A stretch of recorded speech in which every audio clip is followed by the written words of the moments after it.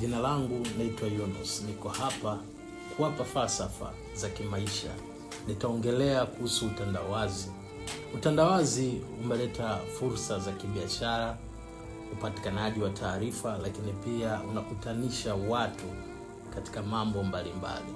Hivyo basi, niko hapa kuwahusia vijana kutumia utandawazi katika manufaa, si katika vitu ambavyo visivyofaa. Leo hii unapoingia mitandaoni unakutana na vitu ambavyo kiukweli havina maadili. Kwa hiyo wito wangu zaidi hasa kwa serikali kutoa elimu kuhusiana na masuala ya teknolojia, watu wajifunze toka awali ili kuleta uelewa mzuri.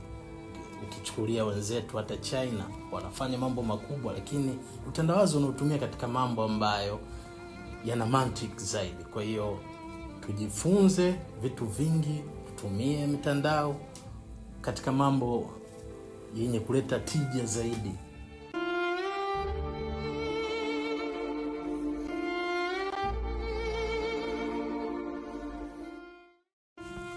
Jina langu naitwa Yunus, niko hapa kuwapa falsafa za kimaisha.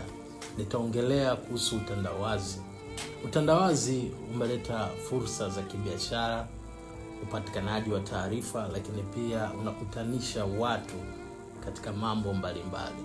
Hivyo basi, niko hapa kuwahusia vijana kutumia utandawazi katika manufaa, si katika vitu ambavyo visivyofaa. Leo hii unapoingia mitandaoni unakutana na vitu ambavyo kiukweli havina maadili. Kwa hiyo wito wangu zaidi hasa kwa serikali kutoa elimu kuhusiana na masuala ya teknolojia, watu wajifunze toka awali ili kuleta uelewa mzuri. Ukichukulia wenzetu hata China wanafanya mambo makubwa, lakini utandawazi unaotumia katika mambo ambayo yana mantiki zaidi. Kwa hiyo tujifunze vitu vingi, tutumie mitandao katika mambo yenye kuleta tija zaidi.